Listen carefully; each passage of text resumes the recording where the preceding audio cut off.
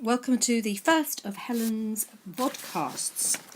Our first focus work for 2015 that we're going to be looking before summer is Stravinsky's Pulcinella Suite, and you should try and recall some of the biographical information that you learnt about Stravinsky from your study of his Symphony of Psalms from the AS. This is what we call an applied work, which means that it has a connection to another art form. And in this particular case, the Pulcinella Suite was ballet music, which Stravinsky wrote to accompany the Italian Commedia dell'arte story of Pulcinella. You're only studying 3 movements from that. You're studying the symphony, the gavotta, and the vivo. Now, Stravinsky, as you already know, is a Russian composer, died in the 20th century and was hugely influential of his time, a great experimenter, somebody who dabbled in a number of different styles, and hugely influential to subsequent composers, and also very influenced by Schoenberg and his expressionist style, and Debussy, French late impressionist style as well. Stravinsky was born and brought up in the city of St. Petersburg in Russia, and his very early style owed much to the very great Russian composers that preceded him. He was particularly influenced by Rimsky-Korsakov in terms of orchestral writing, and he also had a great fondness for Russian folklore and culture. And you can see that in some of the themes that he chose to write in his ballets. This period also has his big ballet pieces, the Firebird, Petrushka, and of course the hugely controversial at the time Rite of Spring. He had a period of, he had right the way through his life, a very productive relationship with the Russian impresario Diaghilev, an impresario meaning someone who arranges ballets, puts on ballets, and that proved to be a very, very good liaison and led to those 3 ballets.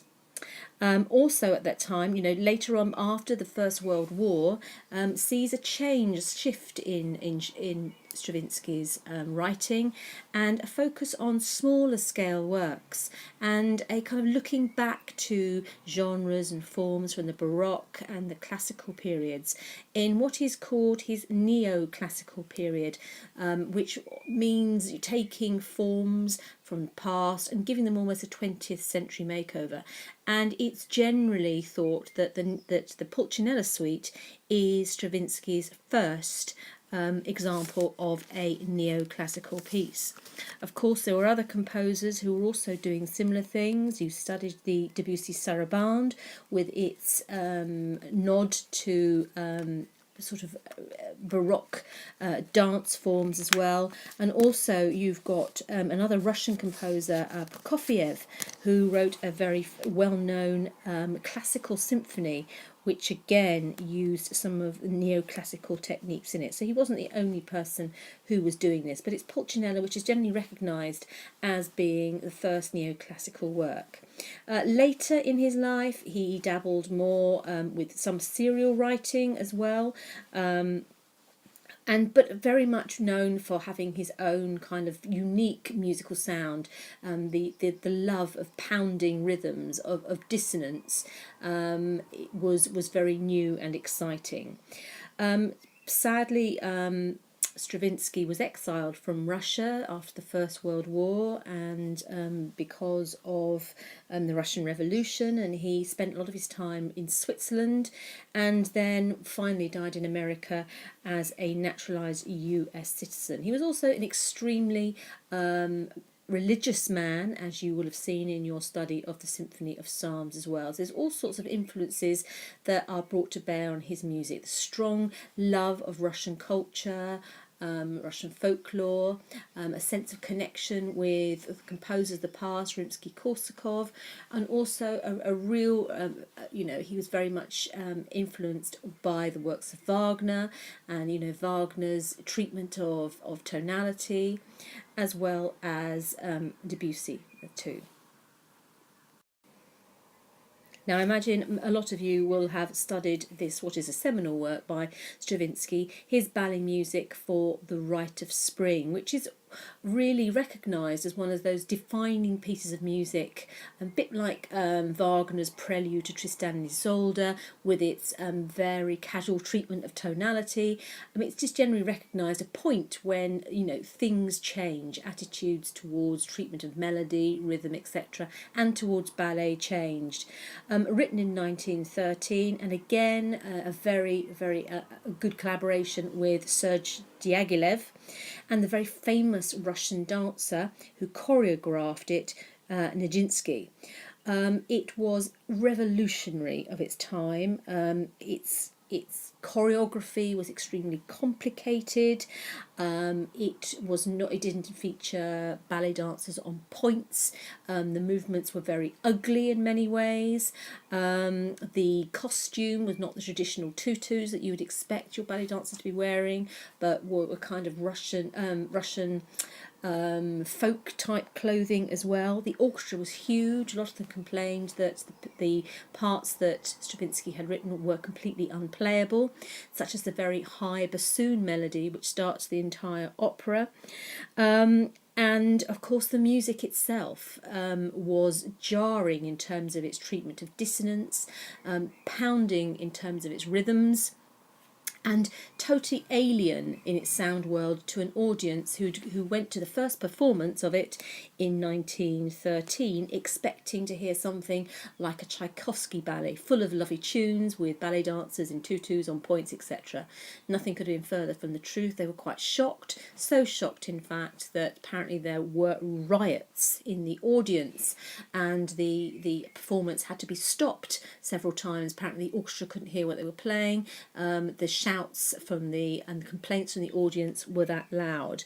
But having said that, it was a piece of music which really did start people thinking and challenging preconceptions of what ballet was and what music was. The subject matter lent itself very much to this kind of very atavistic treatment of melody and rhythm. It was all about a young girl who is sacrificed and who dances herself to death in front of the village elders. So it has a kind of very pagan, animalistic feel about it, and Stravinsky's score beautifully captured this. Of course, now with our kind of 21st ears, when we listen to The Rite of Spring, it doesn't raise anger like it did in 1912, 1913 when it was first performed at Paris. If you are unfamiliar with the work, I suggest you go and listen to it. Certainly the opening of it is very famous. Now, by the time Stravinsky wrote the Pulcinella Suite, he had in fact been exiled from Russia and was living in Switzerland as a result of World War One and the political situation in Russia. And in fact, a lot of artists, both poets and writers, composers, fled Russia for fear of persecution of their art at around this time. It was, of course, after the war, after the First World War, and it was at this point that Stravinsky, who'd collaborated with Diaghilev and Nijinsky on Petrushka and Rite of Spring and Firebird, started up their working relationship again, and started to rebuild the Ballet Russe, which was Diaghilev's famous dance company. Naturally, the war had taken its toll, and the finances were not great, so the Ballet Russe was very much scaled down. But it was Diaghilev who suggested to Stravinsky that they collaborate on a smaller scale work, and he was very interested in the storyline of a commedia dell'arte play called Pulcinella, with a very famous character, which we get in French culture and English culture as Punch and Judy. It was suggested that they write a piece of music, a small ballet, which used the music of Baroque composers. particularly Pergolesi, another one called Gallo, and another composer called Monza. And each of the three movements that you're studying, Stravinsky takes essentially the melody line and the bass line and reconstructs and recomposes the music.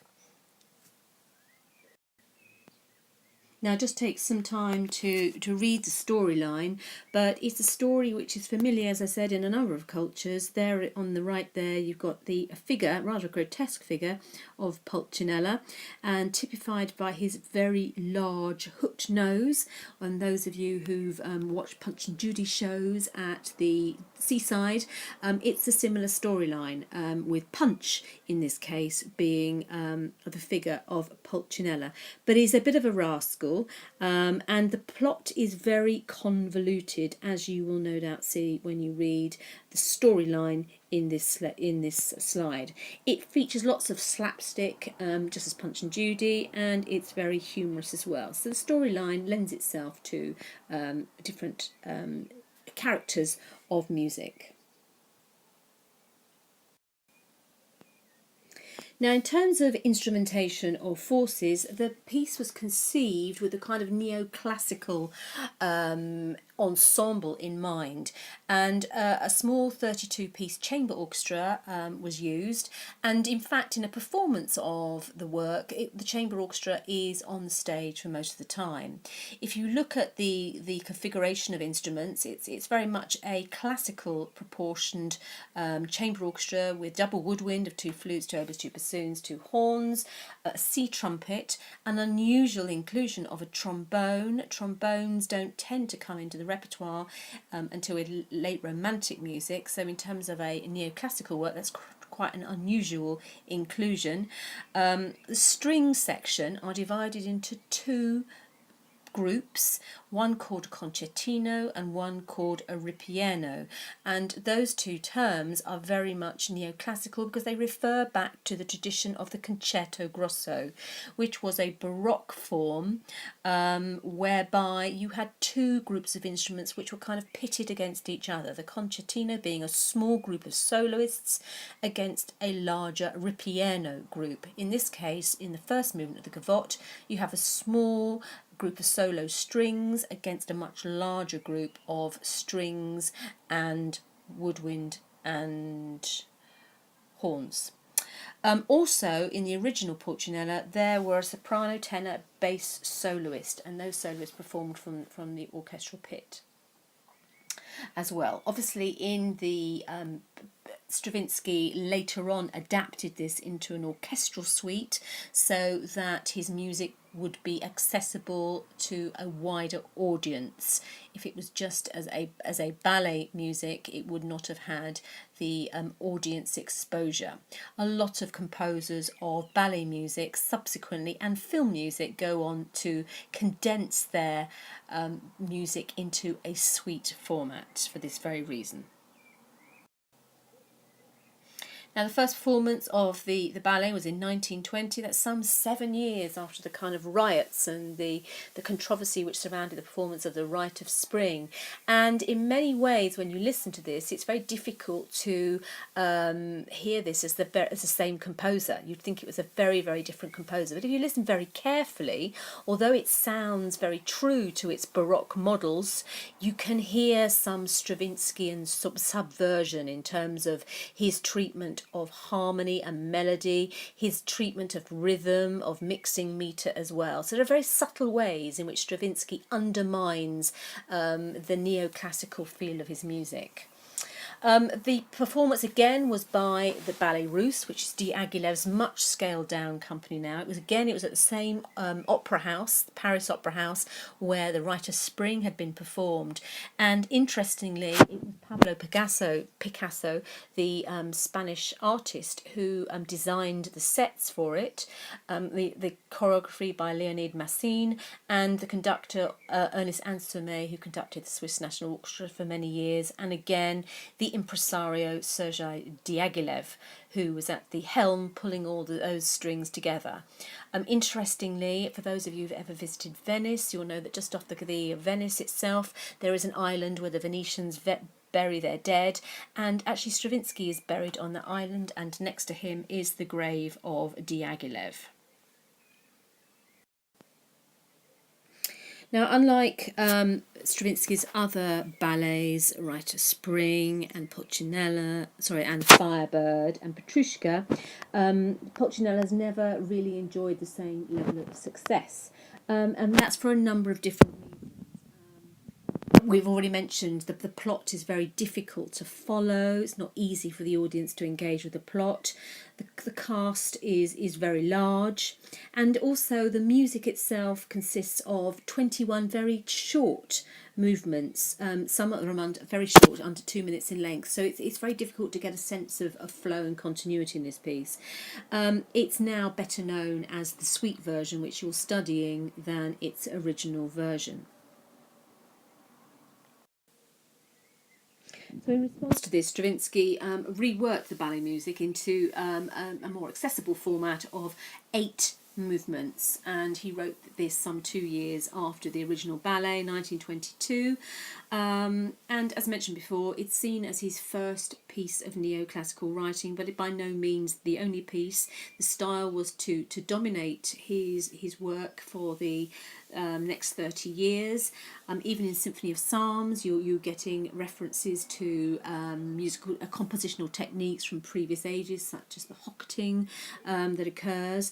Other well-known neoclassical pieces by Stravinsky, the Histoire du Soldat, and his one opera, The Rake's Progress, based on a series of sketches by the English artist Hogarth, uses a very Baroque orchestra. It has a harpsichord in it as well, and this is all part of Stravinsky's attempt to recreate that sound world and yet give it its own 20th century flavour. Now, Stravinsky is often cited as being the originator of the neoclassical movement in music, but in truth, a number of other composers are beginning to work in this style in the opening 2 decades of the 20th century. I mean, you studied Debussy's Sarabande last year for AS, written in 1901, again modelled on Baroque dance movements, and also a compatriot of Stravinsky's Russian compatriot, Sergei Prokofiev, wrote his classical symphony as well, using Baroque structures in a symphonic context. Now, Stravinsky's neoclassical approach in Pulcinella is essentially he takes the melodies and the bass line already written by 3 Neapolitan Baroque composers. The first symphony uses a tune by a not a very well-known Baroque Italian composer called Gallo. The second, the Gavotta, is based using the tunes on a keyboard piece by Monza, and the final piece, the Vivo, uses a slightly more well-known Italian composer called Pergolesi. And what Stravinsky describes his process of composition, if you can call it composition, as recomposition. It's not an arrangement, but it's recomposition. And that there is no doubt that the orchestra that Stravinsky's chosen is very carefully chosen. Effect and instrumental ensembles. There are some very unusual combinations of instruments and instrumental playing techniques used. Certainly not Baroque in nature. For instance, the solo double bass is given quite a lot of prominence in the Vivo movement, as is the trombone with its sort of rasping tones. Some very challenging wind ensemble takes place in the Gavotta movement, particularly for the bassoonists. And there are typical Stravinskyan touches in there as well. Stravinsky's love of rhythmic displacement, of syncopation, of cross-phasing. There are bitonal movements as well. Little subtle harmonic twists which your ear doesn't necessarily pick up on. When you study the score, you can see those sort of neoclassical blue notes being used. And it's certainly not just pastiche composition or simply an arrangement. It's the work of a 20th century composer creatively using material from the past and fashioning it into something new and of the age. And the quote there, I think it sums it up. Stravinsky says, "As though I were correcting an old work of my own." Now, obviously, there were other composers who went on to compose in neoclassical way. I've already mentioned Prokofiev, but also Paul Hindemith as well, the German composer, very well noted music theorist and viola player. Wrote sonatas for almost every orchestral instrument and had a particular interest in textural forms of the Baroque, including fugue. To an extent as well, Vaughan Williams, in our own British composer, frequently looking back to the polyphony of English church music, to English composers such as William Byrd, taking inspiration from aspects of English folk music in particular. Finally, listen to all three movements of the Pulcinella Suite, and while you're listening, see if you can identify the musical elements which are distinctly Stravinsky's touch, the 20th century edge rather than the Baroque. See if you can identify what it is about the music which just slightly gives it away that this is not a bona fide Baroque music. Also, for homework, do a little bit of reading and find out what a concerto grosso is, because the symphony, which is the first movement, Stravinsky is using a small group of soloists, a concertino group pitted against a ripieno group, and very much in structure it pays homage to that concerto grosso emphasis on contrast of instrumental forces. So do a little bit of research on that, and I would also like you to do your first listening log on the third movement of Prokofiev's Symphony Number 1. Again, it's a very good example. It was composed in 1917, 2 years before Stravinsky's Pulcinella, and is a quite simple example of neoclassicism. The symphony is written in a style that Haydn might have composed in had he perhaps been alive in the early 20th century.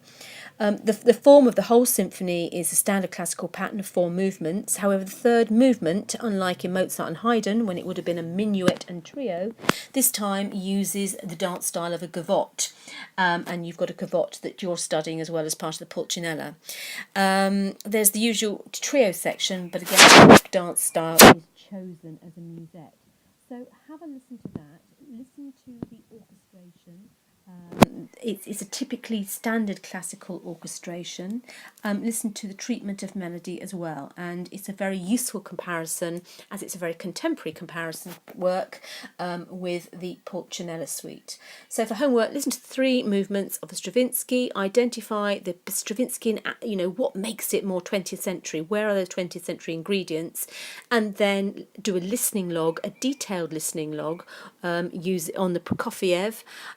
And I don't want just Wikipedia notes, I want your own listening, and if you note a particular feature, for instance an interesting solo on an instrument or an interesting chord, then note it down with a time location. If you can access a score, even better, though I doubt it, but a time location such as at 1 minute 30 there is an interrupted cadence, that kind of level of detail I'm looking for.